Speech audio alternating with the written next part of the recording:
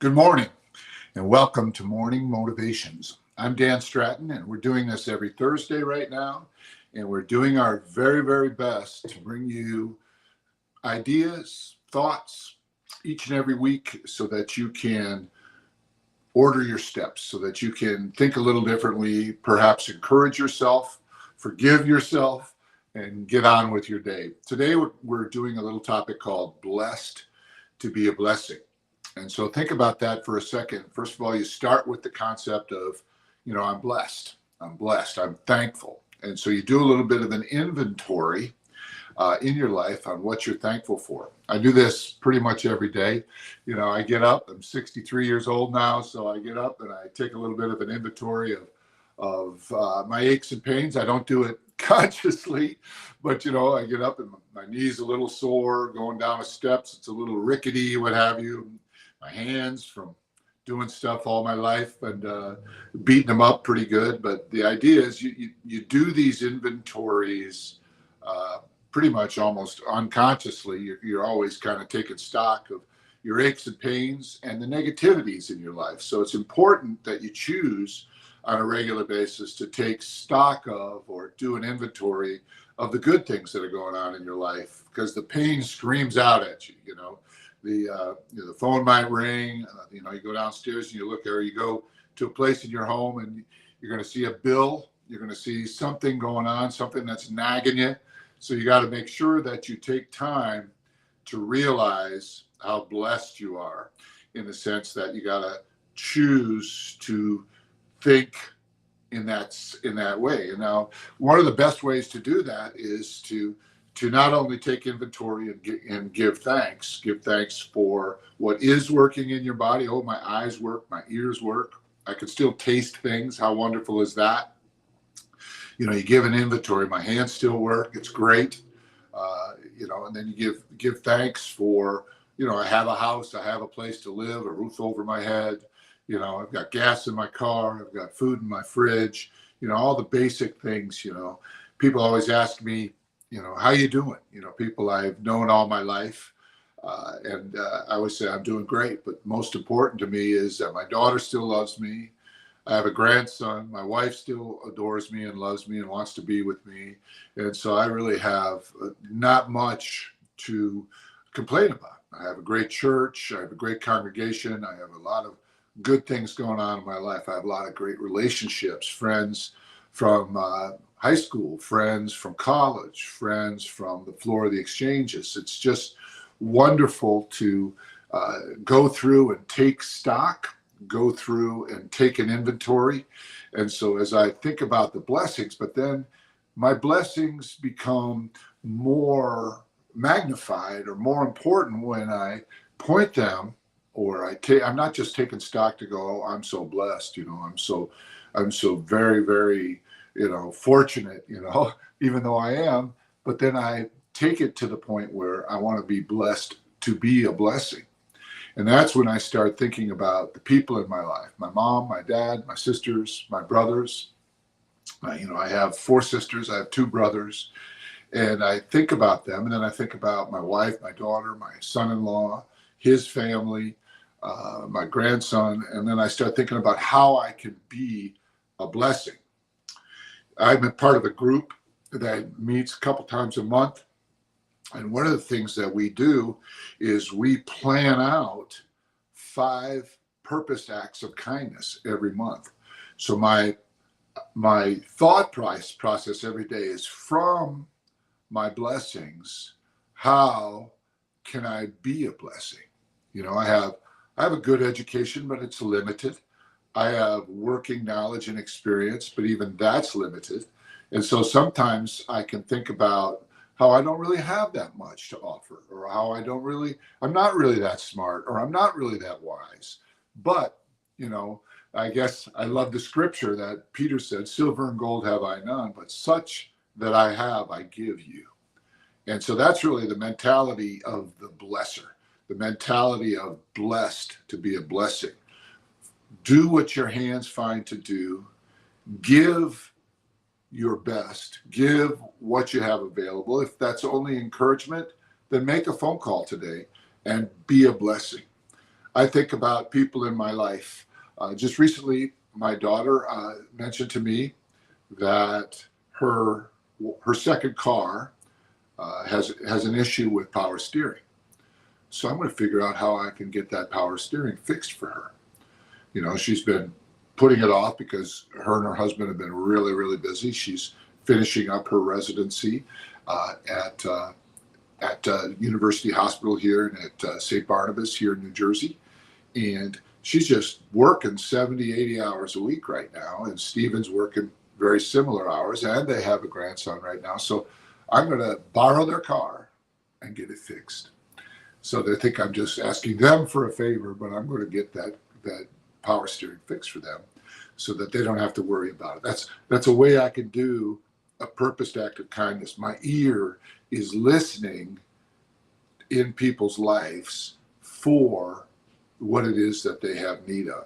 In my position as a pastor, a lot of times people just say, hey, I want to talk through a decision I have to make. Well, my schedule gets pretty busy, but between being a grandpa and my business life and the church, and of course my own home life with my wife, which is very, very important to me.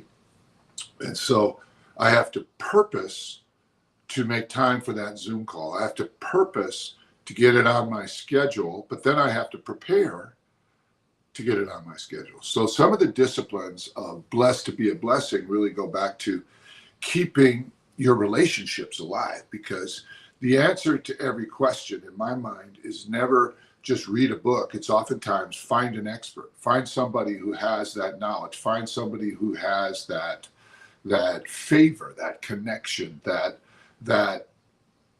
relationship, that influence. And so if I don't reach out to that person on a regular basis without an ask, without a reason, then that relationship will go cold. That relationship will no longer be a resource.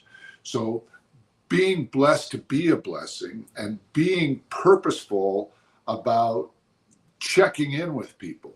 Like I'll just wake up in the morning and I'll start thinking about and praying about people that I can bless. But one of the things I've learned, the discipline of getting on the phone and reaching out to people when there's nothing wrong, reaching out to people just to say, hey, how you doing? What's going on?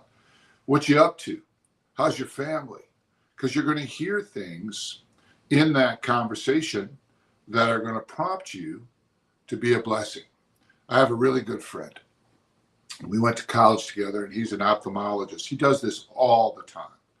His father was a big guy like me, so he'll just, and he's passed away, his father was in the FBI. His father was a good dude, and he just goes through things, and he'll come over and give me a coat from his dad. Or one time, being an ophthalmologist, he just showed up at dinner and gave me reading glasses that were really nice, really nice. They matched my complexion. They were exactly the right prescription.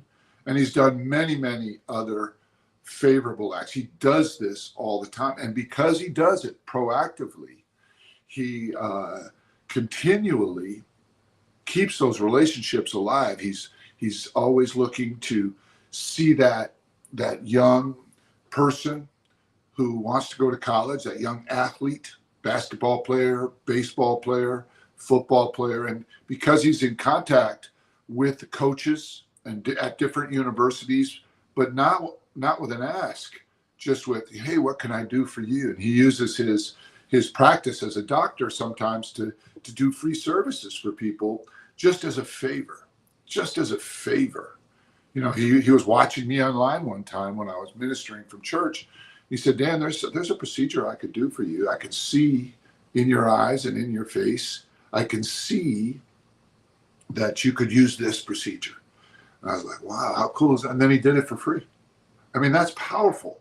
But that doesn't happen without me reaching out, seeing how he's doing. It's like those people who are blessed to be a blessing, they understand the principle that they want to bless those who bless those who are in the habit of being a blessor. Because when you bless somebody who blesses, when you bless somebody who helps others, you're magnifying you're giving. Very, very cool. Very, very powerful. So this morning, begin to, first of all, take stock, give thanks, and then start thinking about the people in your life that you haven't spoken to in a while. Start thinking about people in your life that you really care about. Do yourself a favor and don't call people you don't like. Don't call people that are going to, argue with you, or that have a grudge against you, or you have a grudge against. You need to forgive those people. You need to let that stuff go. Those petty things, they build up and they start to diminish your ability to love. They diminish your ability to feel. They diminish your ability to enjoy life, right? And so call somebody, just say, hey, and they're going to say, well, why are you calling me? You're going to say, I just wanted to call you. You were on my mind. And you have no idea what a blessing that is for someone to think that you had them on your mind. They may not have time at that moment. Be polite about it. Be courteous. Be considerate. But then have a conversation with them and be listening for what you might be able to do for them, what you might be able to help them with. Now, they may not need anything. And that's okay, just the call, just the encouragement, just for them to know that you thought of them that day. And so you begin to develop this cycle of things. Today I have some ideas. I'm actually inviting a bunch of my high school friends to my home next week. We're going to play golf during the week, and we're going to catch up. And some of these guys, 6 guys are coming. Some of these guys I've known since I was 5 years old. And so it's really amazing the amount of time that has passed since then. And I was speaking to one of them on the phone, working these principles last night. I just calling to see how he was, looking forward to see him next week. Is there anything I can do to make his trip a little bit easier? Of course, I'm going to be picking him up at the airport and making sure the house is stocked with everything that we need, food and stuff. And so we're gonna really enjoy that time. But as I was reaching out to him, he reminded me of how much time has passed. And there was just a warmth that had come up, and there is just such a joy to those shared experiences and to that shared history. But also, these men are people that are, they're coming, and they value these relationships, and they care about keeping these relationships alive. We began to speak about other people that we cared about, that we hadn't heard from in a while. You have no idea what people are dealing with, what people are going through, and you have no idea how much you're going to bless them when you call them today. Never forget your parents. Never forget your siblings. A lot of times in families, we get we get our nose out of joint. We offend each other. Things get said that put distance between us. And I think it's important that you reach out to family. But then think about friends. Think about people that you know, and begin to work these principles and do it on a regular basis. Just purpose to call 1 or 2 people a week. I'm telling you, it's better than watching a YouTube video. It's better than watching TV. It's better than playing a video game. These things are far more productive. It's not as good maybe as reading your Bible, spending time with Jesus, but it's really important that you begin to think about this. I'm blessed. But mainly I'm blessed by the people in my life. I'm blessed by my wife. I'm blessed by my daughter. But the more I bless them, I'm blessed by my friend Dr. Joe. I'm blessed by these people that I'm talking about. Yesterday, I had a friend who is one of the great connectors in Mexico, and he had introduced me to a lot of the leaders in Mexico when I was there about a decade ago, and the First Lady of Mexico, et cetera, et cetera.